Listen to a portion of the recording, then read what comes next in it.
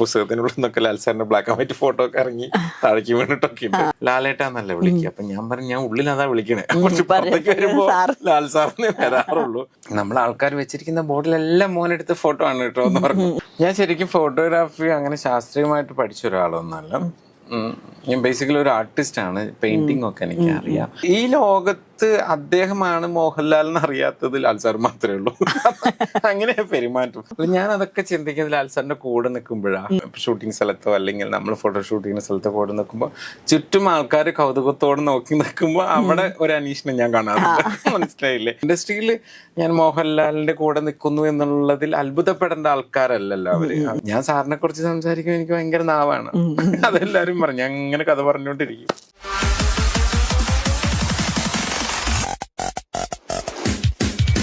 Celebrity photographer ആണെങ്കിലും നമ്മുടെ ഒക്കെ സ്വകാര്യ അഹങ്കാരമായ ലാലേട്ടന്റെ പേഴ്സണൽ ഫോട്ടോഗ്രാഫർ എന്ന് പറയുമ്പോൾ ആദ്യം നമുക്ക് ഓടി വരുന്ന പേര് അനീഷ് ഉപാസന എന്നാണ്.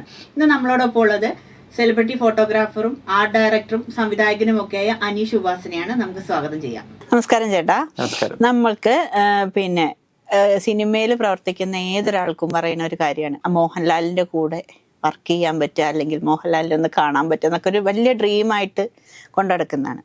ചേട്ടന് ഇപ്പൊ കാണുന്ന ഒരു ലെവലിലോട്ട് മോഹൻലാലിന്റെ കൂടെ എപ്പോൾ വേണമെങ്കിലും പോകാം, അല്ലെങ്കിൽ എപ്പോൾ വേണമെങ്കിലും കാണാൻ പറ്റും, അങ്ങനെ ഒരു ലെവലിലോട്ട് ചേട്ടൻ എത്തിയത് എങ്ങനെയാണെന്ന് പറയാം. എപ്പോ വേണമെങ്കിൽ കാണാം.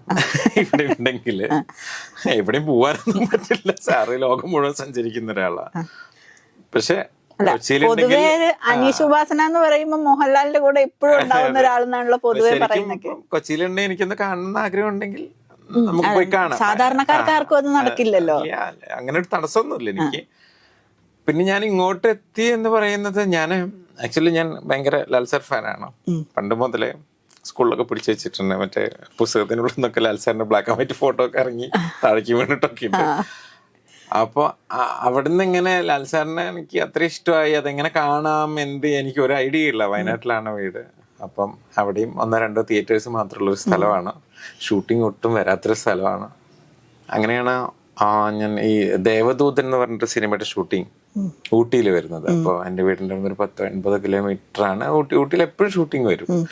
ഷൂട്ടിംഗ് കാണുക എന്നുള്ളത് തന്നെ എനിക്കൊരു ഹരമാണ്. അതിൻ്റെ ലൈറ്റൊക്കെ കത്തിയിരിക്കുന്നത് കാണാൻ വലിയ ഇഷ്ടമാണ്. അപ്പം അങ്ങനെ ഒരാൾ അബ്ദുൽ ഖാദർ എൻ്റെ ഒരു ഫ്രണ്ടാണ്. അപ്പൊ പുള്ളി അന്ന് പറഞ്ഞ ദേവദൂതൻ എന്ന് പറഞ്ഞ പടത്തിന്റെ ഷൂട്ടിംഗ് നടക്കുന്നുണ്ട്, മോഹൻലാലാണ് നായകൻ. അപ്പൊ അയാൾ ഊട്ടിയിൽ നിന്ന് ഇങ്ങോട്ട് വരികയായിരുന്നു. ജസ്റ്റ് കണ്ടു. CB മലയിൽ പ്രൊഡ്യൂസർ സിയാദ് കോക്രൊക്കെ ഉണ്ട്, ഇപ്പൊ പൊക്കോ കാണാൻ പറ്റും എന്ന് പറഞ്ഞു. അങ്ങനെ ഞാൻ എൻ്റെ ഫ്രണ്ട് സിച്ചു പറഞ്ഞിട്ട് അയാളുടെ ബൈക്കിൽ കയറിയിട്ട് ഞാൻ പോകുന്നത്. പോകുമ്പോൾ മുഴുവനും ഞാൻ ലാൽ സാറെ കാണുന്നു, മിണ്ടാനൊന്നുമില്ല, കാണുന്നു ദൂരെ നിന്നിട്ട്. അതെങ്ങനെയും കാണണം. എനിക്ക് സാറിന്റെ കൈവിരലും കണ്ണുകള് അതിന്റെ ചലനങ്ങളെല്ലാം അന്നും ഇന്നും എനിക്ക് ബൈ ഹാർട്ടാണ്. ഒരു ചോദ്യം ചോദിച്ചാൽ എങ്ങനെയായിരിക്കും റെസ്പോണ്ട് ചെയ്യാന്നൊക്കെ അത്ര ഇഷ്ടമുള്ളതുകൊണ്ടും അത്രയും ഒബ്സർവ് ചെയ്തുകൊണ്ടായിരിക്കാം മേ ബി. അങ്ങനെ ഞാൻ പോകുന്നു. അപ്പൊ പോയി ഞാനൊരു 6th മൈൽ എന്നാണ് ആ സ്ഥലത്തിന്റെ പേര്. വണ്ടി നിർത്തുന്നു, 2 വീലർ നിർത്തി, നമ്മൾ ഓടിക്കയറി. അപ്പൊ ഇവൻ ഇറങ്ങണതിന്റെ മുന്നേ ഞാൻ ബാക്കിൽ നിന്ന് ഇറങ്ങി ഓടി കുന്ന് കയറി. മുകളിലെത്തിക്കൂടെ കുറച്ച് വണ്ടികളൊക്കെ ഇങ്ങനെ പോകുന്നുണ്ട്. അപ്പൊ നമ്മള് മലയാളിയാണല്ലോ. അപ്പൊ അവിടെ നിൽക്കുന്നൊക്കെ തമിഴ് ആൾക്കാരാണ്. ആ ഷൂട്ടിംഗ് കാണാൻ നിൽക്കുന്നതും കുറച്ച് മലയാളികളുണ്ട് തോന്നുന്നു. ആ ക്രൂവിലും പല യൂണിറ്റ് ആൾക്കാരൊക്കെ തമിഴ് ആൾക്കാരാണ്. അപ്പൊ നമ്മുടെ മോഹൻലാലാണ്. അപ്പൊ നമ്മൾ പോയിട്ട് ഞങ്ങളുടെ മോഹൻലാൽ പോയോ, അല്ല ഞങ്ങളുടെ മോഹൻലാൽ എവിടെയെന്നാണ് ഞാൻ ചോദിക്കുന്നത്. അപ്പൊ പുള്ളി പറഞ്ഞു നിങ്ങളുടെ മോഹൻലാലോ, ഇപ്പൊ നിങ്ങൾ കയറിയപ്പോ പോയതാണ് നിങ്ങളുടെ മോഹൻലാൽ എന്ന് പറഞ്ഞു. അതിന്റെ മുന്നിൽ കൂടെ കുറച്ച് വണ്ടികൾ പോയിട്ടുണ്ടായിരുന്നു. അതിലൊന്ന് ലാൽ സാറിന്റെ വണ്ടി. ഭയങ്കര വിഷമായി പോയി. കാരണം ഞാൻ അത്രയും കിലോമീറ്റർ വന്നു, ഇവിടെ ഇത്രയും ദിവസം ഷൂട്ട് ഇട്ടെന്നൊക്കെ അറിഞ്ഞിട്ടാ വന്നേ. തൊട്ടടുത്തുനിന്നാ പോയെ. ബാക്കി എല്ലാരും അവിടെയുണ്ട്. CB മലയിൽ സിയാദ് കോക്കർ, വിനീത് കുമാർ, ജയപ്രദ, ആരൊക്കെയോ, അങ്ങനെ എല്ലാരും. എനിക്ക് കാണേണ്ട വ്യക്തി പോയി. ഞാൻ ആ ഷൂട്ട് മുഴുവൻ ഇങ്ങനെ കുറച്ച് നനഞ്ഞ കണ്ണുകൾ കൊണ്ടാ കണ്ടു തീർത്തെ. എന്റെ മനസ്സിൽ മൊത്തം ഈ ഫ്രെയിമിൽ ലാൽ സാർ ഉണ്ടെങ്കിൽ എനിക്ക് ഇങ്ങനെ ഇത്രയും നേരം കാണായിരുന്നു എന്നൊക്കെ ആയിരുന്നു. അത് ഭയങ്കര പെയിൻഫുൾ ആയിരുന്നു. അപ്പൊ അന്ന് ആ കുന്നത്ത് നിന്ന് ആലോചിച്ച എന്നെങ്കിലും എനിക്ക് പറ്റുമായിരിക്കില്ലേ എന്നൊക്കെ പറഞ്ഞ് ഇറങ്ങി. പിന്നെയും കുറെ ഓടിയിട്ടുണ്ട്. ഒരുപാട് സമയം എടുത്തു ഇതിലേക്ക് എത്താൻ. ചെറുപ്പം മുതലേ ഈ മോഹൻലാൽ ഫാനാണോ, അല്ലെങ്കിൽ ഏത് പ്രായം തൊട്ടിട്ടാണ് ഇതിങ്ങനെ ഇത്രയും ഉള്ളിലോട്ട് തറച്ചു വന്നത്? ഞാൻ എന്റെ വീട് ശരിക്കും ബോർഡറിലാണ്, തമിഴ്നാട് ബോർഡറിൽ. എനിക്ക് രജനീകാന്തിനെയും ഭയങ്കര ഇഷ്ടമാണ്. രജനീകാന്തിന്റെ സിനിമകളൊക്കെ ചാടി മറിഞ്ഞൊക്കെ പോയി കാണാറൊക്കെ ഉണ്ട്. പക്ഷെ ബേസിക്കലി മലയാളിയാണ്. അപ്പൊ മലയാളത്തിലേക്ക് എനിക്ക് രണ്ടാൾക്കാരാണ്, ഇപ്പുറത്തെ ലാൽ സാറ്. പക്ഷെ ലാൽ സാറിന്റെ പടങ്ങളും ചില രീതികളൊക്കെ എവിടേക്കോ ബ്ലഡിൽ കിടപ്പുണ്ട്. അപ്പൊ ഇപ്പൊ പോലും ഞാൻ ലാൽ സാറിനെ കാണുമ്പോ ഞാൻ അന്ന് എന്താണോ ശ്രദ്ധിച്ചത് അത് തന്നെ ഇപ്പോഴും നോക്കുന്നേ. സാർ എങ്ങനെ ചിരിക്കുക, സാർ എങ്ങനെ നടക്കും, അപ്പൊ സാർ എങ്ങനെ കോഫി ഇതൊക്കെ എനിക്ക് എവിടേക്കോ എന്റെ തലയിലുണ്ട്. അപ്പൊ എനിക്ക് ഭയങ്കര സാർ ഇപ്പൊ അങ്ങനെ കോഫി എടുക്കും ഒക്കെ, എന്താ മോനെ എന്ത് ചെയ്യാ എന്ന് ചോദിക്കുമ്പോ നമുക്കറിയാം ഇതാണ് ടോൺ. മിമിക്രി കാണിക്കുന്ന ടോണല്ല, അല്ലാത്ത സാറിന്റെ റിയൽ ടോണ് ഇങ്ങനെയൊക്കെയാണ്. അപ്പൊ അത് അത്രയും നമ്മളെ അകത്ത് കയറിപ്പോയി, അതൊരിക്കലും ഇറങ്ങി പോകുന്നതല്ല. അപ്പം കുറച്ചു പേര് എൻ്റെ അടുത്ത് ചോദിക്കും, നിങ്ങൾക്ക് ലാലേട്ടാന്ന് വിളിക്കാൻ തോന്നാറില്ലേ എന്ന് ചോദിക്കാറുണ്ട് എൻ്റെ അടുത്ത്. കാരണം മലയാളികൾ എല്ലാവരും അങ്ങനെയാണല്ലോ, കുഞ്ഞു കുട്ടി മുതൽ വലിയ ആൾക്കാർ വരെ ലാലേട്ടാന്നല്ലേ വിളിക്കുക. അപ്പൊ ഞാൻ പറഞ്ഞു, ഞാൻ ഉള്ളിൽ അതാ വിളിക്കണേ, കുറച്ച് പുറത്തേക്ക് വരുമ്പോ ലാൽ സാറിനെ വരാറുള്ളൂ. എനിക്ക് ഇതുവരെ അങ്ങനെ ശബ്ദത്തിൽ വിളിക്കാൻ എനിക്ക് തോന്നിയിട്ടില്ല. പക്ഷെ ഉള്ളിൽ എവിടേക്കോ ഞാൻ വിളിക്കുന്നുണ്ട് ലാലേട്ട. പക്ഷെ നമ്മളെ ഇങ്ങനത്തെ ഒരു ബന്ധത്തിൽ, അപ്പൊ അതുകൊണ്ട് ഞാൻ സാറിനെ വിളിക്കാറുള്ളൂ എപ്പോഴും. അപ്പൊ ലാൽ സാറിന്റെ കൂട്ടത്തിലുള്ള ഇത്രയും ലൈഫില് എന്തൊക്കെ കാര്യങ്ങളാണ് ചേട്ടന്റെ ലൈഫിലോട്ട് ഇൻഫ്ലുവൻസ് ആയിട്ടുള്ളത്? ഞാനിങ്ങനെ ചിരിച്ച് സംസാരിക്കുന്നില്ലേ, ഇതൊക്കെ ലാൽ സാറിന്റെ ചില രീതികളാണ്. അത് ഇമിറ്റേറ്റ് ചെയ്യുന്നില്ല. ലാൽ സാറിന്റെ ഒരു ക്വാളിറ്റി, എന്ത് പ്രശ്നം വന്നാലും നോക്കാം നമുക്ക്, അത് അപ്പോഴല്ലേ. ഇപ്പൊ എന്തിനാ നമ്മൾ അതിനെ കുറിച്ച് സംസാരിക്കുന്നത്? ഇത് എങ്ങനെയാ ഇങ്ങനെ ഡൈല്യൂട്ട് ചെയ്ത് പ്രശ്നങ്ങൾ വിടുന്നത്? ഇപ്പൊ നമ്മൾ ഒരു സിനിമ ഷൂട്ടിംഗ് നടക്കുമ്പോഴും നമ്മൾ വിചാരിക്കും, ഇപ്പൊ ലാൽ സാർ ഡയറക്റ്റ് ചെയ്ത പടം ബറോസ് നടക്കുമ്പോൾ പോലും നമ്മൾ വിചാരിക്കും സാർ ഇപ്പൊ വഴക്ക് പറയാൻ ഭയങ്കര സാധ്യതയുള്ള ഒരു സമയമാണ്, കാരണം അങ്ങനെ ഒരു ചെറിയൊരു പ്രശ്നം ഉണ്ടെന്ന് വെക്കാം നമുക്ക്. നമ്മൾ എക്സ്പെക്ട് ചെയ്യാം സാറ് വരും, വഴക്ക് പറയും, ആകെ ബഹളാവുമ്പോൾ സാറ് വന്നിട്ട് പറയും ഇപ്പൊ എന്ത് ചെയ്യാൻ പറ്റും, അത് ഇപ്പൊ നമുക്ക് ഷൂട്ട് ചെയ്യാൻ പറ്റില്ല, അത്രയല്ലേ ഉള്ളൂ, നമുക്ക് അപ്പൊ ഉച്ച കഴിഞ്ഞ് തുടങ്ങാം, അല്ലാണ്ട് ഞാൻ അവിടെ ഉണ്ടാവും കേട്ടോ, നമുക്ക് ഉച്ച കഴിഞ്ഞ് തുടങ്ങാം. ഇത് ഭയങ്കരമായിട്ട് തീർന്നു, ഈ പേടിച്ച് നിൽക്കുന്നതെല്ലാം മാറി. അതേസമയം നമ്മള് വഴക്ക് പറയില്ല എന്ന സമയത്തായിരിക്കും സാറ് വഴക്ക് പറയുക. പക്ഷെ ഇത് രണ്ടിന്റെയും കാര്യങ്ങളുണ്ട്. കാരണം സാറിന്റെ ഭാഗത്ത് ന്യായം ഉണ്ടാവും. സാർ ഒരിക്കലും വെറുതെ ഒരാളെ വഴക്ക് പറയാനോ വെറുതെ ടോൺ മാറ്റി സംസാരിക്കാനോ നിൽക്കില്ല. അതൊക്കെ വലിയ ക്വാളിറ്റിയാണ്. പിന്നെ ക്ഷമ എന്ന് പറഞ്ഞൊരു സാധനം, ഒരാള് പറയുന്നത് കേൾക്കാനുള്ള ക്ഷമ, അത് വലിപ്പച്ചെറുപ്പൊന്നുമില്ല. നമ്മളാണെങ്കിൽ ഇപ്പൊ ഫോട്ടോഗ്രാഫി റിലേറ്റഡ് പറയൂ, എനിക്കത് മനസ്സിലാക്കി തരും എന്താണ്. അപ്പൊ നമ്മളിങ്ങനെ സാർ ഇതിങ്ങനെയാണ്, ശരി ശരി. അപ്പം ഞാൻ ഷൂട്ട് ചെയ്യുമ്പോൾ പോലും ഒരിക്കലും 5-8 വർഷമായി നമ്മൾ എന്തൊരു ലാൽ സാറിന് ഷൂട്ട് ചെയ്തുകൊണ്ടിരിക്കുമ്പോൾ ഒരാള് വന്ന അഭിപ്രായം പറഞ്ഞു, ഇതിന്റെ ഇടയിൽ ക്ലൈന്റ് ആണെന്ന് തോന്നുന്നു, എനിക്ക് ഓർമ്മ കിട്ടുന്നത്. ഒരാള് വന്ന അഭിപ്രായം പറഞ്ഞപ്പോ ഞാൻ അത് അവരോട് ഞാൻ ചെയ്യാം എന്ന് പറഞ്ഞു. അവരോട് ഞാൻ പറഞ്ഞു ചെയ്യാം, അവര് ക്ലൈന്റ് ആണല്ലോ. രണ്ടാമത് അഭിപ്രായം പറഞ്ഞപ്പോ സാറ് പറഞ്ഞു, അയാൾക്ക് ആ ജോലി നന്നായിട്ട് അറിയാം, ആളത് ചെയ്തോളും, ആള് ജോലി അതാണല്ലോ നമ്മൾ വിളിച്ചത്, അത് ചെയ്തോട്ടെ കേട്ടോ. നിങ്ങൾക്ക് പറയാനുള്ളത് ഷൂട്ടിന് മുന്നേ പറയണം, ഷൂട്ട് ചെയ്തുകൊണ്ടിരിക്കുമ്പോ ഡിസ്റ്റർബ് ചെയ്യാൻ പാടില്ല. നമ്മൾ പറയാൻ ആഗ്രഹിക്കുന്നതാണ് നമുക്ക് വേണ്ടി അദ്ദേഹം സംസാരിക്കുന്നത്, നമ്മൾ പറയാത്തത് സാർ ഇവിടെ ഉള്ളതുകൊണ്ട്. വേറെ ആളാണ് നമ്മൾ അവരോട് പറയുന്നത്, നിങ്ങൾക്ക് പറയാനുള്ള നേരത്തെ പറയായിരുന്നു, ഷൂട്ട് ചെയ്യുമ്പോൾ ഷൂട്ടിന് അത്ര ഡിലേ വരും എന്നൊക്കെ പറയാം. ഒരുപാടുണ്ട്, ഈ സമയം കൊണ്ട് തീരില്ല. സാറിനെ പറഞ്ഞാൽ ഒരുപാടുണ്ട്, നല്ല ക്വാളിറ്റീസേ ഉള്ളൂ. അതിനിടയ്ക്ക് ബറോസിന്റെ റിലീസിന്റെ സമയത്ത് ചേട്ടന്റെ പേരും പറഞ്ഞിട്ടൊരു വിവാദം ഉണ്ടായിരുന്നു. അതായത് OTT റിലീസാണ് ചെയ്യാൻ പോകുന്നതെന്ന് ചേട്ടൻ പറഞ്ഞു എന്നും പറഞ്ഞിട്ട് ഒരു മെസ്സേജ് അടക്കമുള്ള സാധനങ്ങൾ കുറെ ഒന്ന് സ്പ്രെഡ് ആയിരുന്നു. അതെങ്ങനെയാ അത് സോർട്ട് ഔട്ട് ചെയ്തത്? എനിക്ക് സാറിനായിട്ട് ഈ പറയുന്ന ബന്ധമൊന്നും അല്ല. നമുക്ക് അദ്ദേഹത്തിനോട് ആരാധനയാണ്, ഇഷ്ടമാണ്. സാറിന് എന്നെയും ഇഷ്ടമാണ്. അല്ലാണ്ട് സാർ നമുക്ക് OTT ഇറക്കാന്ന് പറയാനുള്ള ബന്ധമൊന്നുമില്ല. അതൊക്കെ അങ്ങനെ ബന്ധമുള്ള ആൾക്കാർ വേറെ ആൾക്കാരാണ്, അവരാണ്. അതൊക്കെ വലിയ മേജർ ഡിസ്കഷനുള്ള പോയിന്റ് ആണ്. ആന്റണി ചേട്ടനാവാം, അല്ലെങ്കിൽ ആ ലെവലിലുള്ള ആൾക്കാർ വേറെയുണ്ട്. സാറിന് ഞാൻ കുഞ്ഞു ശിശുവാ ഗ്രൂപ്പില്. എനിക്ക് സാറിനോടുള്ള ഇഷ്ടം സാറിന് നന്നായിട്ട് അറിയാം. അപ്പം എന്ത് ഫോട്ടോ എടുക്കുമ്പോൾ ഞാനാണ് അത് മാക്സിമം ചെയ്ത് കൊടുക്കുക. ഒരു എഡിറ്റിംഗ് ആയാലും അല്ലെങ്കിൽ ഇന്ന കാര്യം അയാൾ വിളിക്കും, ഉപാസന ഫ്രീ ആണോ നോക്കൂ എന്ന് പറയുന്നതാണ് എന്റെ ഭാഗ്യം. അപ്പൊ ആ സർക്കിളിലാണ് ഞാൻ നിൽക്കുന്നത്. അല്ലാണ്ട് സാർ ഏത് സിനിമ അഭിനയിക്കണം, സാർ ഏത് കഥ കേൾക്കണം, ഏത് പ്ലാറ്റ്ഫോമിൽ ടെലിവിഷൻ, ഇതൊന്നും എന്റെ ഏരിയ അല്ല കേട്ടോ. ചുമ്മാ ഇനിയിപ്പോ ഒരു ദിവസം വിചാരിക്കാണ്, അങ്ങനെ ഒന്നും ഉണ്ടാവാണ്ടിരിക്കട്ടെ, അനീഷ് വേണ്ട വേറൊരാള്, ആരെങ്കിലും ഒരാളെ വെച്ച് ഫോട്ടോ എടുക്കുക, സാറിന്റെ ഒരു പേഴ്സണൽ ഫോട്ടോ എടുക്കുന്ന ചേട്ടനെ മാറ്റി നിർത്തി വേറൊരാളുടെ അടുത്ത് എന്തെങ്കിലും ഒരു ഇതും കൊണ്ട്, അപ്പൊ ചേട്ടൻ എന്തായിരിക്കും ഫീൽ? ഇപ്പോഴും എടുക്കണ്ടല്ലോ ഫോട്ടോ, ഞാൻ മാത്രമല്ല. അങ്ങനെയല്ല, നമ്മളിപ്പോ കാണുന്ന നല്ല ഫോട്ടോസ്, ഇപ്പൊ സാറിന്റെ പുറത്ത് വരുന്ന കൂടുതൽ ഫോട്ടോസ് അനീഷ് ഉപാസനന്റെ ഫോട്ടോസ് ആണ്.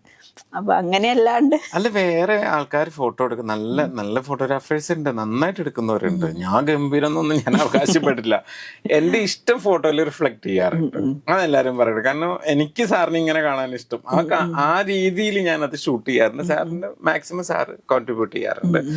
മറ്റൊരാളെടുത്തതിൽ എനിക്ക് ഒരു പരാതിയില്ല. എനിക്ക് അവിടെ ഫോട്ടോ എടുക്കാൻ നിൽക്കണം എന്നൊന്നും നിർബന്ധമില്ല. ഞാൻ അവിടെ നിൽക്കും, സാറിന്റെ കൂടെ അങ്ങോട്ടും ഇങ്ങോട്ടും നടക്കും, എനിക്ക് പറ്റുന്ന ഹെൽപ്പ് സാറിന് ചെയ്ത് കൊടുക്കും. സാറിന് ആളില്ലായിട്ടൊന്നുമല്ല, അത് ഇഷ്ടം കൊണ്ട് നിൽക്കാം. പിന്നെ എന്റെ തൊഴിലാണ് ഫോട്ടോഗ്രാഫി, ഫിലിം മേക്കിംഗ്, മാറ്റ് ഫിലിം മേക്കിംഗ് എന്റെ തൊഴിലാണ്.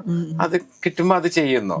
ഞാൻ അവിടെ ചെയ്യുന്നേക്കാൾ കൂടുതൽ വർക്ക് ചെയ്യാൻ പുറത്ത് ചെയ്യുന്ന ഒരാളാണ്. ആർട്ട് ഫിലിം ആണെങ്കിലും എല്ലാ കാര്യങ്ങളും, ഫോട്ടോഷൂട്ട്സ് ഒക്കെ ഞാൻ കൂടുതൽ. പക്ഷെ ലാൽ സാറിന്റെ ഫോട്ടോ എടുക്കുമ്പോൾ കുറച്ചും കൂടി ശ്രദ്ധിക്കപ്പെടും. അത് ആ സ്റ്റാർഡമാണ്. ലാൽ സാറിന്റെ ഫോട്ടോ എടുക്കുന്നതും പിന്നെ സാറിന്റെ ഒരു ബർത്ത്ഡേ വരുമ്പോഴേക്കും ഞാനെടുത്ത ചിത്രങ്ങളാണ് കൂടുതൽ വരുന്നത്. അതെനിക്ക് ഭയങ്കര സന്തോഷമാണ്.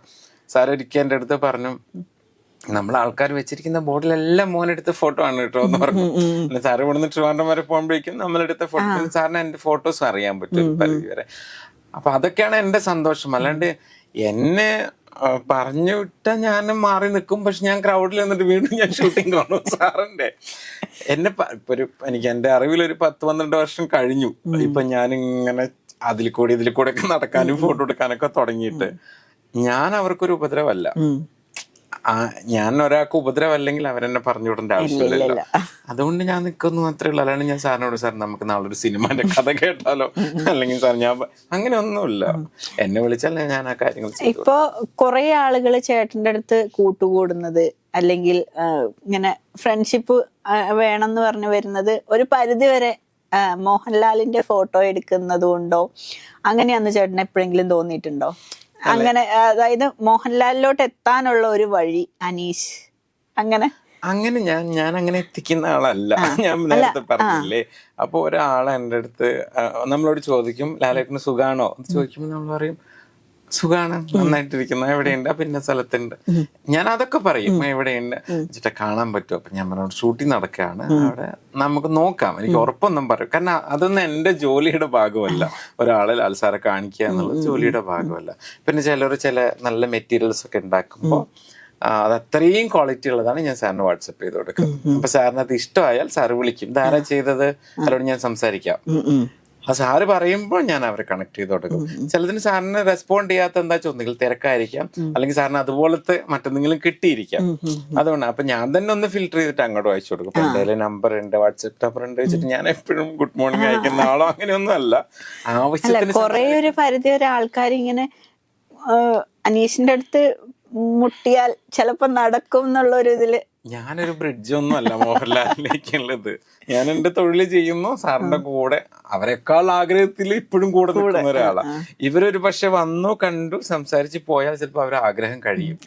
ഞാൻ 10-12 കൊല്ലമായിട്ട് ഇപ്പോഴും മറ്റേനേക്കാളും വട്ടായിട്ട് നിൽക്കുന്ന ആളാണ്. ആദ്യം എങ്ങനെ കണ്ടോ അതിനേക്കാൾ ഇഷ്ടമാണ്. ഇപ്പൊ ലാസ്റ്റ് ടൈം ഞാൻ ഒരു 3-4 ഡേയ്സ് മുന്നെയാണ് ഞാൻ കാണുന്നത്.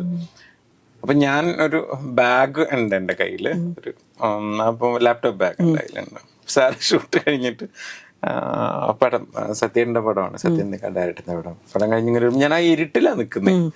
ലൈറ്റ് ഒക്കെ ചെയ്തിരിക്കുന്ന ഷൂട്ട് എടുക്കുന്നത്. അപ്പൊ ആ ഇരുട്ടിലിങ്ങനെ അപ്പം കാണണ്ട, ഞാൻ സാർ അവിടെ കയറട്ടെ. അത് കഴിഞ്ഞിട്ട് അപ്പം ജയിലറിന്റെ ഡയറക്ടറൊക്കെ വന്നിട്ടുണ്ട്. അപ്പൊ അതിന് ഡിസ്കഷനൊക്കെയാണ്. ഞാനിങ്ങനെ ഇരുട്ടിൽ മാറി നിന്നപ്പോ സാർ ഇങ്ങനെ പോകുന്നുണ്ട്, 2-3 പേര് ഉണ്ട്. ഇങ്ങനെ വന്നിട്ട് തിരിഞ്ഞെന്നിട്ട് ഇരുട്ടിൽ നിൽക്കുകയാണോ, എന്താ അവിടെ ചെയ്യണേ? ഇല്ല ഒന്നുമില്ല. ബാഗൊക്കെ ഉണ്ടല്ലോ തോളത്ത്, എന്താ പരിപാടി? ഇല്ല സാറേ ഞാൻ വരാം, ഓക്കെ മീറ്റിംഗ് ഉണ്ട്, അത് കഴിഞ്ഞിട്ട് നമുക്ക് കാണാം. ശരി. ഇത് എത്ര ഇരുട്ടിലാണെങ്കിലും ലാൽ സാർ തിരിച്ചറിയും. നമ്മളെങ്ങനെ പുറകിലേക്ക് നിന്നാലും പുള്ളിക്ക് ഇതൊക്കെ കാണാൻ പറ്റും. പുള്ളി നമ്മൾ ഏതൊരാളെയും കൺസിഡർ ചെയ്യുക എന്നുള്ളത് ലാൽ സാറിന്റെ ഏറ്റവും വലിയ ക്വാളിറ്റിയാണ്. അതിപ്പോ നിങ്ങൾ സംസാരിച്ചാൽ പോലെ ഒരിക്കൽ സംസാരിച്ചാൽ നെക്സ്റ്റ് ടൈം അവിടെ വരുമ്പോ അങ്ങനെ ഒരു കൈയെങ്കിലും കാണിക്കും. ഷൂട്ട് നടക്കുമ്പോൾ ജസ്റ്റ് കൈ കാണിക്കും, ഞാൻ കണ്ടു കേട്ടോ, ഇവിടുത്തെ തിരക്കാണ്, അതുകൊണ്ട് അങ്ങോട്ട് വരാൻ പറ്റാ. അത് സാധാരണ ആളുകൾ പോലും മറന്നു പോകുന്നതാണ്. നമുക്ക് പരിചയമുള്ള ആൾക്കാരെ പോലും നമ്മൾ വിഷ് ചെയ്യുന്നത് വിട്ടു, ഈവൻ ഞാൻ ഉൾപ്പെടെ. പക്ഷെ സാർ അത് എത്ര ദൂരെയാണെങ്കിലും കണ്ടിട്ടുണ്ടേ അവിടെ പണിയെടുക്കുക, സാധനം തരും, നമ്മൾ ഓക്കെ എന്ന് പറഞ്ഞിട്ട് നമ്മളങ്ങ് മാറി. അത് ഒരുപാടുണ്ട് ക്വാളിറ്റീസ്. മാറ്റിനിയാണ് ഫസ്റ്റ് പടം. മാറ്റിനി കഴിഞ്ഞ് 2 വർഷം ഗ്യാപ്പിൽ പടങ്ങൾ ചെയ്തു. അത് കഴിഞ്ഞിട്ട് പിന്നെ ഈ ലാസ്റ്റ് ഇറങ്ങിയ ജാനകി കുറച്ചൊരു ഗ്യാപ്പ് വന്നു. അതെന്തുകൊണ്ടായിരുന്നു അങ്ങനെ? അത് 2-3 കാരണങ്ങളുണ്ട്. ഒന്ന്, നമ്മളെ ലാസ്റ്റ് ഈ ജാനകിക്ക് മുന്നേ ചെയ്തത് പോപ്കോൺ എന്ന് പറഞ്ഞൊരു മൂവിയെ ചെയ്തിട്ടുണ്ടായിരുന്നേ. അപ്പോൾ ആ സിനിമ കഴിഞ്ഞ് ഞാൻ അടുത്തൊരു സിനിമയിലേക്ക് ട്രാവൽ ചെയ്യുന്നത് ഞാൻ കുറേ റൈറ്റേഴ്സിൻ്റെ അടുത്തൊക്കെ സംസാരിച്ചപ്പോൾ എനിക്ക് ഓക്കെ ആവുന്ന ഒരു കഥയൊന്നും കിട്ടുന്നില്ല. ആ സമയത്ത് പിന്നെ കോവിഡ് വന്നു. അപ്പോൾ കോവിഡ് ഇഷ്യൂസ് വന്നപ്പോൾ നമുക്ക് കുറേ ഗ്യാപ്പൊക്കെ വന്നു. അപ്പം അതിൻ്റെ കോവിഡ് വരുന്നതിന് തൊട്ട് മുന്നേ ഞാനൊരു കഥ എഴുതി തുടങ്ങി. അങ്ങനെ ഒരു കഥ ഫുൾ തീർത്ത് അത് ആർട്ടിസ്റ്റിനോട് പറഞ്ഞു. അങ്ങനെ ആർട്ടിസ്റ്റ് അത് കമ്മിറ്റ് ചെയ്യുന്നു. പിന്നെയാണ് കോവിഡ് വരുന്നത്. അപ്പോൾ ആ ബ്രേക്കിൽ അയാൾക്കും ബുദ്ധിമുട്ടായി. പിന്നെ ഇത് ചെയ്യുക എന്നുള്ളത് വീണ്ടും തള്ളു. അങ്ങനെ ഈ കോവിഡ് സമയത്ത് ഞാൻ വെറുതെ ഈ ലാൽ സാറിന്റെ ചില വിശേഷങ്ങൾ ഫേസ്ബുക്കിൽ കുറിക്കാൻ തുടങ്ങി. അപ്പൊ ഭയങ്കര ഓഡിയൻസിന്റെ സപ്പോർട്ട്. അത് ആ വായന ഭയങ്കര രസമുണ്ട്, നമുക്കത് കറക്റ്റ് ഫീൽ ചെയ്യുന്നു. അത് ഞാൻ ജസ്റ്റ് ഒരു ട്രയൽ ചെയ്തതാണ്. എനിക്ക് അങ്ങനത്തത് എഴുതാൻ പറ്റുമോ എന്നുള്ളത് ആളുകളിലേക്ക് ഇട്ട് കൊടുക്കണമല്ലോ. ഈ പറഞ്ഞ കാര്യങ്ങളൊക്കെ തന്നെ അതിൽ എഴുതിയിട്ടുള്ളത്. അപ്പൊ ഭയങ്കര സപ്പോർട്ടായിരുന്നു അതൊക്കെ. അപ്പൊ നമ്മൾ അതൊക്കെ ചെയ്ത് കഴിഞ്ഞപ്പോഴാണ് ഓക്കെ ഇതുപോലൊരു മൂവി എഴുതിയാലോ. കാരണം ആ മൂവിന് ഇപ്പൊ എന്തായാലും സമയം എടുക്കില്ല എന്ന് പറഞ്ഞിട്ട് അങ്ങനെ എഴുതിയതാണ് ജാനകി. അപ്പൊ ഇന്ന കാര്യങ്ങൾ കൊണ്ടൊക്കെ കുറച്ച് ലേറ്റ്, പിന്നെ പ്രൊഡക്ഷൻ ഒക്കെ വരണമല്ലോ, പിന്നെ ഗ്യാപ്പ് വന്നതാണ്. ഇപ്പൊ ജാനകി കഴിഞ്ഞിട്ട് കറക്റ്റ് 2 വർഷമാണ് അടുത്ത പടത്തിൽ. ഞാൻ അങ്ങനെ 2 വർഷം അളവിട്ടിട്ട് പോകുന്ന ആളല്ല. അല്ല, എല്ലാം വന്നിരിക്കുന്നത് അങ്ങനെയാണല്ലോ. ഞാൻ മൊത്തത്തിൽ കുറച്ച് സ്ലോ ആണ്. ഞാൻ എല്ലാം ചെയ്തോണ്ടിരിക്കും. പെയിന്റ് ചെയ്യും, അല്ലെങ്കിൽ എങ്ങനെ എഴുതും. അപ്പം ഫോട്ടോഗ്രാഫി ഉണ്ട്, സ്റ്റുഡിയോ ഉണ്ട് ഇവിടെ പല്ലാരിവട്ടത്ത്. അപ്പൊ ഇതൊക്കെ ചെയ്തുകൊണ്ടിരിക്കും.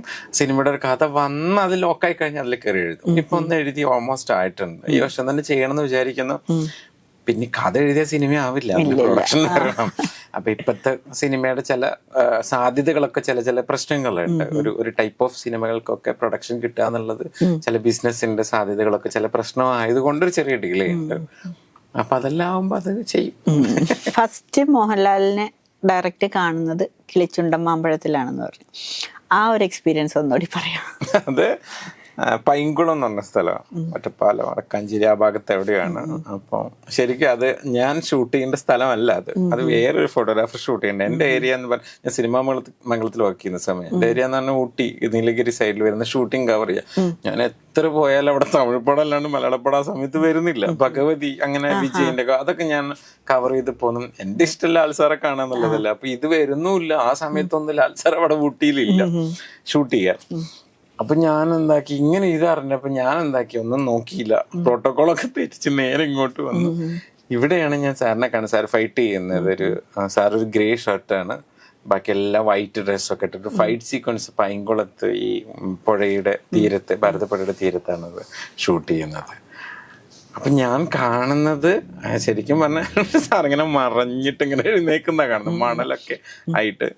ജയ്വർമ്മൻ ആ ക്യാമറയിൽ നിന്ന്, പ്രിയദർശൻ ഡയറക്ട് ചെയ്യുന്ന, സീമ, എല്ലാരും ഉണ്ട്. ഇത് കഴിഞ്ഞ് സാറിങ്ങനെ അവിടെ ഒരു കസേരയിൽ ഇരിക്കുക. ചെറിയൊരു ഷെയ്ഡ് വന്നു, ഈ മണലിന്റെ പുറത്താണല്ലോ അടിപിടിയൊക്കെ നടക്കുന്നത്. ഷെയ്ഡ് മീൻസ് എന്താ ക്ലോത്ത് എന്താ കെട്ടിയിട്ടുണ്ട്. അപ്പൊ അവിടെ ഇരുന്നപ്പോ ഞാൻ കുറച്ച് മാറി നിന്നിട്ട് ഈ വിരലിങ്ങനെ ഞാൻ നോക്കുക. ബ്ലഡൊക്കെ ഉണ്ട്, ഷൂട്ടിന്റെ ഭാഗമായിട്ട് ബ്ലഡൊക്കെ ഉണ്ട്. അപ്പൊ ഇങ്ങനെ സംസാരിക്കുമ്പോ വിരലൊക്കെ ഞാൻ എന്താ മോനെ ഒന്നുമില്ല. എന്റെ അടുത്ത് ആദ്യം അതാ ചോദിക്കുന്നത്, ക്യാമറ ഒക്കെ ഉണ്ടല്ലോ എന്തൊക്കെയോ സാർ, പക്ഷെ ഇതൊന്നും എന്റെ ചെവി കിട്ടുന്നില്ല. അന്നാണ് ഞാൻ കുറച്ച് ഫോട്ടോസ് ഇങ്ങനെ സാർ ഫൈറ്റ് ചെയ്യുന്നൊക്കെ എടുത്തത് സിനിമാ മംഗളത്തിന് വേണ്ടിയിട്ട് എടുത്തത്. അത് കഴിഞ്ഞിട്ട് ഈ പറയുന്ന ആർട്ട് ഫിലിമിലോട്ട് അല്ലെങ്കിൽ പേഴ്സണൽ ഫോട്ടോഗ്രാഫിയിലോട്ട് എത്തുന്ന എങ്ങനെയായിരുന്നു? അപ്പൊ ഞാൻ ശരിക്കും ഫോട്ടോഗ്രാഫി അങ്ങനെ ശാസ്ത്രീയമായിട്ട് പഠിച്ച ഒരാളൊന്നല്ല. ഞാൻ ബേസിക്കലി ഒരു ആർട്ടിസ്റ്റ് ആണ്. പെയിന്റിംഗ് ഒക്കെ എനിക്ക് അറിയാം. ഉപാസന എന്ന് പറഞ്ഞ ആർട്സ് അതാണ് അച്ഛൻ നടത്തിയിരുന്നതാണ്. അച്ഛൻ മരണപ്പെട്ടു പോയി. അപ്പൊ ആ ഒരു കളർ സെൻസും ഒരു കമ്പോസിങ്ങിന്റെ ഒരു സെൻസും ലേ ഔട്ട് എങ്ങനെ ചെയ്യണം ഇതിനൊക്കെ ഒരു സെൻസ് നമുക്കുണ്ട്. ബേസിക്കലി അതിങ്ങനെ ബ്ലഡിൽ കിടപ്പുണ്ട്. നെക്സ്റ്റ് ലെവൽ എന്ന് പറഞ്ഞ ക്യാമറ കയ്യിൽ കിട്ടിയപ്പോൾ അതൊക്കെ നമുക്ക് ആഡ് ഓൺ ആയി കിട്ടി. അപ്പൊ നമുക്ക് കുറച്ചും കൂടി ഫോട്ടോ എടുക്കുമ്പോൾ നമുക്കൊരു ഇമാജിനേഷൻ പവർ കിട്ടും. ഫൈനൽ എന്താ എന്നുള്ളത് നമുക്ക് കുറച്ചും കൂടി സ്പീഡായി. അങ്ങനെയാണ് ഞാൻ ഇതിലേക്ക് വരുന്നതും ഈ ഫോട്ടോഗ്രാഫി പഠിക്കുന്നതും. അത് ഞാൻ ഈ കലൂർ സ്റ്റാൻഡിലുള്ള കുറെ ഡാർക്ക് സ്റ്റോറീസ് ആണ് കലൂർ സ്റ്റാൻഡിലുള്ള ഈ സെക്കൻഡ് സെയിലെ ബുക്സ് ഒക്കെ, ഈ ഫിലിം ഫെയർ പോലുള്ള സ്റ്റാർ ഡസ്റ്റ് പോലുള്ള ബുക്കുകളൊക്കെ വാങ്ങി അതിൽ ലൈറ്റിംഗ് പാറ്റേൺ കണ്ടുപഠിച്ചിട്ടാണ് അങ്ങനെ ഞാൻ ഷൂട്ട് ചെയ്തിട്ടാണ്. 2012 എനിക്ക് Limca book of national record ഉണ്ടായിരുന്നു ഫോട്ടോഗ്രാഫിയിൽ. അപ്പം അങ്ങനെയൊക്കെ അത് ഇഷ്ടം കൊണ്ടാണ് അങ്ങ് അതിലേക്ക് എത്തുന്നതും അതിന്റെ സൈഡിൽ ലാൽ സാർ ഇങ്ങനെ ഉണ്ടാവും. അതെടുക്കണം, അതിൽ നല്ല ചിത്രങ്ങൾ എടുക്കണം എന്നൊക്കെ ഉണ്ട്. അങ്ങനെയാണ് ഇതിലേക്കൊക്കെ വരുന്നതൊക്കെ ഗ്രാഫിക്കൊക്കെ. അപ്പൊ ഫസ്റ്റ് ലാൽ സാറിന്റെ പേഴ്സണൽ ഫോട്ടോ എടുത്തത് ഏതാണ്, അങ്ങനെയൊക്കെ ഓർമ്മയുണ്ടോ? അതിന് ചോട്ടാ മുമ്പ് ഇപ്പൊ പരദേശിന്റെ ലൊക്കേഷനിൽ വെച്ചിട്ടാണെന്ന് തോന്നുന്നു മോഹൻലാൽ എക്സ്ക്ലൂസീവ് ആൽബം എന്ന് പറഞ്ഞിട്ടൊരു ഒരു മാഗസിൻ ഞാൻ ഷൂട്ട് ചെയ്തിട്ട് മാഗസിൻ സാറിന് കൊടുക്കുന്നത്. അത് കഴിഞ്ഞിട്ട് പിന്നെ സാറ് ചോട്ടാ മുമ്പിന്റെ ലൊക്കേഷനിൽ വെച്ചിട്ട് അതിനെ കുറിച്ച് സംസാരിക്കുന്നത്. അയാൾ നന്നായി എടുക്കുന്നുണ്ടല്ലോ, നമുക്ക് വേണ്ടിയൊക്കെ എടുക്കുവോ അയാള് എന്നാണ് ആദ്യത്തെ ചോദ്യം. കേട്ടതിനേക്കാളും മുന്നേ ഞാൻ അവിടെ എത്തി. പിന്നെ ഒന്നുപോലെ കുറെ എടുക്കുന്നുണ്ട്. സാറിന്റെ മാഗസിന് വേണ്ടി ഷൂട്ട് ചെയ്തുകൊണ്ടാണ് എനിക്ക് കൂടുതൽ മോഹൻലാൽ സ്പെഷ്യൽ എന്ന് പറഞ്ഞ മാഗസിൻ ഉണ്ടായിരുന്നു അന്ന്. അതുകൊണ്ട് ലാൽ സാർ ലൊക്കേഷനിൽ തന്നെ പോകാൻ പറ്റി. അങ്ങനെ സാറിനായിട്ട് സാറിനും ഇഷ്ടമാണ് ഫോട്ടോസ് ഒക്കെ എടുക്കുന്നത്. ഇപ്പോഴും ഓരോന്നൊക്കെ എനിക്ക് അയച്ചു തരും. ഇതിന്റെ ബാക്ക്ഗ്രൗണ്ട് നമുക്ക് മാറ്റി നോക്കിയാലോ. അപ്പൊ അങ്ങനെ ഈ ലോകത്ത് അദ്ദേഹമാണ് മോഹൻലാൽ എന്ന് അറിയാത്തത് ലാൽ സാർ മാത്രമേ ഉള്ളൂ. അങ്ങനെ പെരുമാറ്റം നമുക്ക് എല്ലാവർക്കും അറിയാം അത് മോഹൻലാലിന്, പക്ഷെ ലാൽ സാറിന് അറിയില്ല ഞാനാണ് മോഹൻലാൽ. അങ്ങനെയാ സംസാരിക്കുക. കുട്ടികളെ പോലെ എല്ലാ കാര്യത്തിനെ കുറിച്ചും അറിയാൻ വേണ്ടി ഒരു ആഗ്രഹമുണ്ട്. അപ്പൊ നമ്മളോട് ചോദിക്കും. അത് ചോദിക്കുക എന്നുള്ളത് മാത്രമല്ല, അത് ശ്രദ്ധയോടെ കേട്ടിരിക്കും. ഇങ്ങനെ പിന്നെ നല്ല ഹാൻഡ് റൈറ്റിങ് എല്ലാം ഭയങ്കര രസമാണ്. പിന്നെ ഇപ്പൊ മോഹൻലാൽ ഫാൻ മമ്മൂട്ടി ഫാൻ എന്ന് പറഞ്ഞാൽ നേരെ നോക്കിയ അടിയാണ് ഫാൻസുകൾ തമ്മില്. പക്ഷെ ഇവര് തമ്മിൽ നല്ല ബോണ്ടിങ് ആണ് പുറത്ത്. അങ്ങനെ അവര് തമ്മിലുള്ള ഒരു ബോണ്ടിങ് അടുത്തറിയാൻ പറ്റിയിട്ടുണ്ടോ? അല്ല, ഞാൻ ചില സമയങ്ങളിലൊക്കെ സംസാരിക്കുന്നൊക്കെ, പക്ഷെ ഭയങ്കര രസം. അവരിതൊന്നും ബോധർ ചെയ്യുന്നില്ല. അവർ രണ്ട് ആർട്ടിസ്റ്റുകളാണ്. അതെ അതെ. ഇപ്പൊ ഞാനും മമ്മൂക്കാന്റെ ഫോട്ടോ ഒക്കെ എടുത്തിട്ടുണ്ട്. മമ്മൂക്കൊക്കെ വാട്സപ്പ് ചെയ്യാറുണ്ട്. ഞാന് മമ്മൂക്ക അപ്പൊ തന്നെ എനിക്ക് റിപ്ലൈ തരാറുണ്ട്. ഒരു പക്ഷെ ഇപ്പം ഞാനിപ്പോ 4 സിനിമകൾ ചെയ്ത ആളാണ്. ലാൽ സാറിന്റെ ഓർമ്മയിൽ ചിലപ്പോ ഞാൻ എത്ര പടം ചെയ്തു സാറിന് ചിലപ്പോ ഓർമ്മയുണ്ടാവില്ല. അതിലൊരു സംവിധായകനാണ്, കുറെ സിനിമകളൊക്കെ ചെയ്തിട്ടുണ്ട്. മമ്മൂക്കനോട് ചോദിച്ചു, മമ്മൂക്കൊക്കെ അറിയാം ഞാൻ എത്ര സിനിമ ചെയ്തു. അങ്ങനത്തെ ചില കാര്യങ്ങളില് മമ്മൂക്ക ഭയങ്കര ആരൊക്കെ ഏതൊക്കെ സിനിമ ചെയ്തു. പിന്നെ മമ്മൂക്കനെ കുറിച്ച് കേട്ടിരിക്കുന്ന ഭയങ്കര ഗാഡ്ജറ്റിനെ കുറിച്ചൊക്കെ ലാൽ സാറിനുണ്ട് കേട്ടോ. കാരണം അത് പബ്ലിക്കലി ലാൽ സാർ പറയുന്നില്ല, അങ്ങനെ അപ്ഡേറ്റ് ചെയ്യുന്നില്ല എന്ന് മാത്രമല്ല, സാറിന് അതിനൊക്കെ നല്ല ധാരണയുണ്ട്. സിനിമകളെ കുറിച്ചൊക്കെ സാറിനോട് വെച്ച് അനീഷ് കുറച്ച് സിനിമ ചെയ്ത് എനിക്കൊരു സിനിമ അനീഷ് കാണിച്ചു തന്നെ, അങ്ങനെ ആയിരിക്കും പറയാ. പേരൊന്നും ചിലപ്പോ ഓർത്ത് വെക്കില്ല. മമ്മൂക്ക് ചിലപ്പോ പേരൊക്കെ ഓർത്ത് വെക്കും. അതൊരു എന്നെ പോലെ ചെറിയ സംവിധായകനായാലും വലിയ ആൾക്കാരെ മമ്മൂക്ക് ഇന്ന സിനിമയിലായാലും സിനിമ എന്നെ ഞാനൊരിക്കൽ മമ്മൂക്കന്റെ വീട്ടിൽ പോയപ്പോ മമ്മൂക്ക് പറഞ്ഞിട്ടുണ്ട്, ഇന്ന സിനിമ നന്നായിട്ടുണ്ടായിരുന്നു കേട്ടോ, അത് ഇന്ന സിനിമ അതൊക്കെ പറഞ്ഞിട്ടുണ്ട്. പിന്നെ ലാൽ സാറിന്റെ സ്നേഹം ഭയങ്കര എന്താ പറയാ, അത് നമ്മളെ കുട്ടിയാന്നാ പറയാ. ഞാനൊക്കെ അവിടെ നിന്ന് ഇറങ്ങുമ്പോ നമ്മുടെ കുട്ടിയാണ് അനീഷ്, അങ്ങനെയൊക്കെ പറഞ്ഞിട്ടുണ്ട്. അത് രണ്ടുപേർക്കും ഭയങ്കര നല്ല ആൾക്കാരാ. നമ്മള് വയനാട്ടിൽ നിന്ന് വന്നിട്ട് അല്ലെങ്കിൽ ആ ഒരു സൈഡിൽ നിന്ന് വന്നിട്ട് ഈ ഒരു ലെവലിലോട്ട് എപ്പോഴെങ്കിലും ചിന്തിച്ചിട്ടുണ്ടോ? അവിടുന്ന് പോരുമ്പോ എനിക്ക് ഇങ്ങനെയൊക്കെ ആകാൻ പറ്റും, അല്ലെങ്കിൽ ഇത് ജസ്റ്റ് ഒന്ന് കാണാൻ പറ്റുന്നൊരു ഞാൻ അങ്ങനെ ഭയങ്കര ലെവലിലൊന്നും ഞാൻ എത്തിയിട്ടില്ല. പക്ഷെ മേ ബി എനിക്ക് തോന്നി അല്ല, അവിടുന്ന് പോകുന്ന നിക്കുന്ന ലെവലിൽ നിന്ന് എന്തായാലും മാറ്റം വന്നിട്ടുണ്ടല്ലോ. ഞാൻ അതൊക്കെ ചിന്തിക്കുന്നത് ലാൽ സാറിന്റെ കൂടെ നിൽക്കുമ്പോഴാ. ഞാൻ കൂടെ നിൽക്കുന്ന ഷൂട്ടിംഗ് സ്ഥലത്തോ അല്ലെങ്കിൽ നമ്മൾ ഫോട്ടോ ഷൂട്ട് ചെയ്യുന്ന സ്ഥലത്തോ കൂടെ നിൽക്കുമ്പോൾ ചുറ്റും ആൾക്കാർ കൗതുകത്തോടെ നോക്കി നിൽക്കുമ്പോൾ അവിടെ ഒരു അനീഷിനെ ഞാൻ കാണാറുണ്ട്. മനസ്സിലായില്ലേ? അവിടെ നിന്ന് എനിക്ക് ഇവിടെ നിൽക്കാൻ പറ്റുന്നില്ലേ, എനിക്ക് സാറിന് നോക്കാൻ പറ്റുന്നില്ലേ, ഇങ്ങനെയുള്ള സാധനങ്ങളൊക്കെ എനിക്ക് ഇപ്പോഴും അതെ. ഞാൻ എന്റെ ബാക്ക് സ്റ്റോറി ഒന്നും ഞാൻ മറക്കാറില്ല. എപ്പോഴും ലാൽ സാർ എന്നെ രാവിലെ എന്തെങ്കിലും ഒരു ആവശ്യത്തിന് എന്നെ വിളിക്കുമ്പോൾ ഞാൻ അതിങ്ങനെ സാറിനോട് സംസാരിച്ച് ഞാൻ സ്ക്രീൻഷോട്ട് എടുത്ത് വെക്കും. എന്നെ സാറ് ഒരുപാട് സ്ക്രീൻഷോട്ട് ഉണ്ട്. സാർ എന്നെ വിളിച്ചത്, സാറിന്റെ വോയിസ് നോട്ട്സ് എല്ലാം ഞാൻ എന്റെ മെയിലിൽ സേവ് ചെയ്ത് വെച്ചിട്ടുണ്ട്. ഞാനത് പിന്നെയും കേൾക്കും, എനിക്കത് ഇഷ്ടമാണ്. ഇന്ന് സാറിന്റെ അടുത്ത് സംസാരിച്ചിട്ടുണ്ട്, പക്ഷെ സാർ എന്നും പുതിയതാ.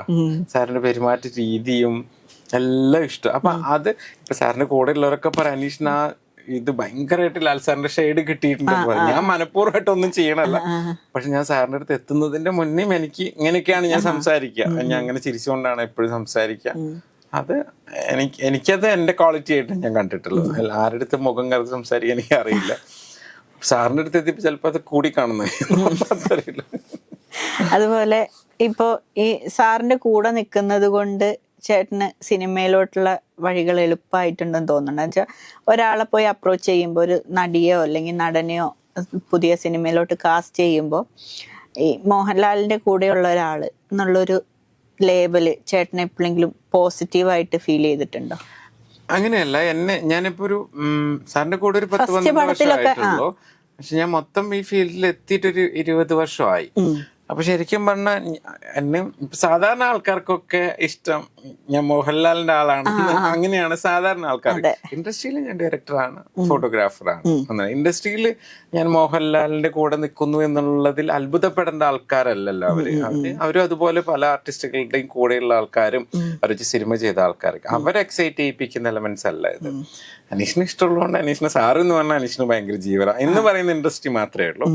അതുകൊണ്ട് ഞാൻ പോയിട്ട് ഞാൻ ഒരു നടനോ നടി എന്നെ അയ്യോ മോഹൻലാലിന്റെ ഫോട്ടോ എടുക്കുന്ന ആളാ, അയാളുടെ കഥ കേൾക്കാം, അങ്ങനെയൊന്നുമില്ല ഇവിടെ.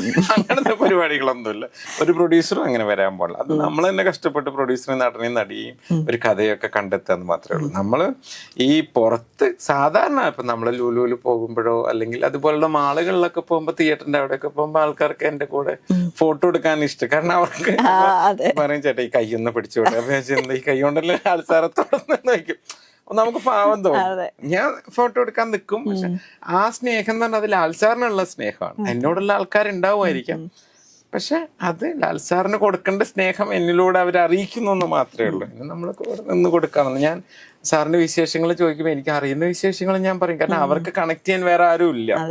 അതുകൊണ്ടല്ല അവർ നമ്മളോട് ചോദിക്കുക. അപ്പൊ എനിക്ക് അറിയുന്നൊക്കെ പറഞ്ഞു ഇങ്ങനെയാണ് ഇതൊക്കെയാണ് പരിപാടി എന്ന് പറഞ്ഞു കൊടുക്കും. പിന്നെ ഞാൻ സാറിനെ കുറിച്ച് സംസാരിക്കുമ്പോൾ എനിക്ക് ഭയങ്കര നാവാണ്. അതെല്ലാരും പറഞ്ഞു, അങ്ങനെ കഥ പറഞ്ഞുകൊണ്ടിരിക്കും.